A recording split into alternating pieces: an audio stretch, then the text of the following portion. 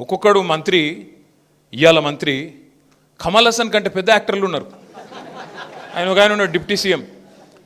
6 guarantee కార్డులు భద్రంగా పెట్టుకోండి, 100 రోజులు అల్మార్లో దాచుకోండి, 101వ రోజు మా వాళ్ళు వస్తారు, వచ్చి తీసుకొని ఆయన ఒత్తి చెప్తాడు. మళ్ళీ అదో కథ.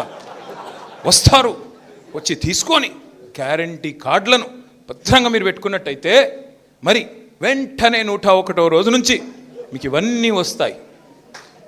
పెట్టుకున్నారు అల్మార్లా. మరి 100 రోజులు అంటివి 800 దాటిపోయాయి. ఇప్పుడు ఎక్కడ పెట్టుకోవాలి ఆ కార్డులు? ఏం చేయాలి వాటిని? అంటే ఏమైందంటే ఈరోజు పరిస్థితి విచిత్రమైన పరిస్థితి. సరే ఇవన్నీ చెప్పిండు, అధికారంలోకి వచ్చిండు. వచ్చి రాగానే మళ్ళీ మనం కట్టిన సెక్రటరియట్నే కూర్చుంటాడు, ఇక పక్కన కమాండ్ కంట్రోల్ సెంటర్లో కూర్చుంటాడు, లేదు అంటే మళ్ళా ఆ ప్రగతి భవన్లే ఉంటాడు. ఏందా మరి ఏం సంగతి, మరి ఎప్పటి నుంచి 100 రోజులు అంటివి కదా ఏమాయంటే ఒకటే ఇక డైలాగ్, ఏం చేయాలి, నేను ఇక్కడ లంకె బిందెలు ఉంటాయనుకొని వచ్చినా లేవు, ఏం చేయాలి? ఏమనంటే సొంత రాష్ట్రాన్ని దివాలా తీసింది రాష్ట్రం, అప్పుల పాలైపోయింది, నన్ను కోస్తే కూడా పైస రాదంటాడు. కోసుక తినేందుకు నువ్వేమన్నా సేపువా, జామకాయవా, ఓ పుచ్చిపోయిన పుచ్చకాయ నువ్వు ఆదాట. ఇంకా దాన్ని నన్ను కోసిన పైసలు లేవు.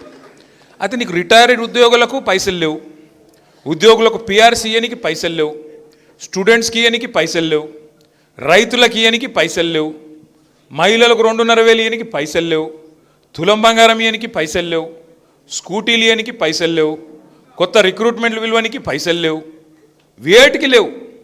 కానీ మూసీ కోసం మాత్రం 1,50,000 కోట్లు ఉన్నాయి. వెనకటికి ఎవడో చెప్పిండు, మింగ మెతుకులేదు కానీ మీసాలకు సంపెంగ నూనెనట. మింగనికి మెతుకులేదు, కోస్తే పైసలు రాదంటాడు. ఢిల్లీ పోతే నన్ను దొంగను చూసినట్టు చూస్తారు అంటాడు. మరి దొంగ తిరిగానే చూస్తారు కదా, అడ్డంగా దొరికిన దొంగవు నువ్వు, దొంగ లెక్కనే చూస్తారు. నువ్వు ముఖ్యమంత్రి అయితేంది ఏదైతేంది. ఇక మళ్ళీ మీదికెళ్ళి డైలాగులోటి మా అక్కని తిడతాడు, సార్ను తిడతాడు, కేసీఆర్ను.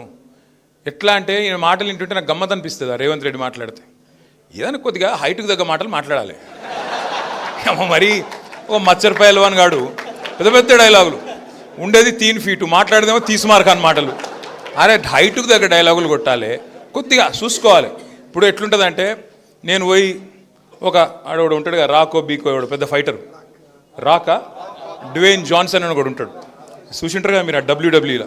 వాని ముంగట పోయి నేను తొడగొట్టినా అనుకో, చింతపండు గాను.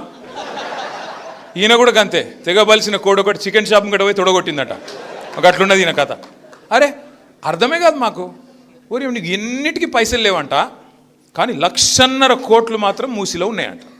ఏమిటికి? ప్రజలు నీకు మూసీ కోసం ఓట్లేసిరా? ఓట్లేసిన నల్గొండ ప్రజలు కానీ, ఖమ్మం ప్రజలు కానీ, మహబూబ్ నగర్ ప్రజలు కానీ, వరంగల్ ప్రజలు కానీ, మొత్తంగా చూసినట్టయితే రాష్ట్రంలోని వివిధ వర్గాల ప్రజలు నీకు ఓట్లేసింది నువ్వు చెప్పిన 6 గ్యారంటీల కోసం, నువ్వు అభయహస్తం మేనిఫెస్టోలో ఇచ్చిన 420 హామీల కోసం.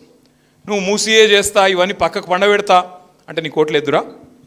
హైదరాబాద్ వాళ్ళు నమ్మలే, ఇక్కడ వాళ్ళు హుషారోళ్ళు నమ్మలే, ఈడంత లంగా ఉన్నాడు ఈడు, నమ్మద్దని చెప్పి నమ్మలే. ఒక్క సీటు కూడా ఇలా. అందుకే హైదరాబాద్లో ORR లోపల ఒక్క సీటు కూడా రాలే కాంగ్రెస్ పార్టీకి. ఇక పాపం ఊర్లలో నమ్మిండ్రు. ఏమో అంటుండు కదా, కేసీఆర్ను 2 సార్లు చూసినాం కదా, ఒకసారి ఈయనను కూడా చూద్దాం, కాంగ్రెస్ కూడా చెప్తుంది కదా, ఒకసారి చూద్దాం అన్నట్టు ఓట్లేసారు. ఇలా ఓట్లేసిన వాళ్ళే వాళ్ళ చెప్పులు తీసుకొని వాళ్ళు కొట్టుకుంటారు, టక్క కొట్టుకుంటారు. మీరు చూస్తున్నారు వీడియోలు, నేను చెప్తలే, చూడండి మీరు. కాంగ్రెస్ కార్యకర్తలు మాట్లాడుతున్నారు,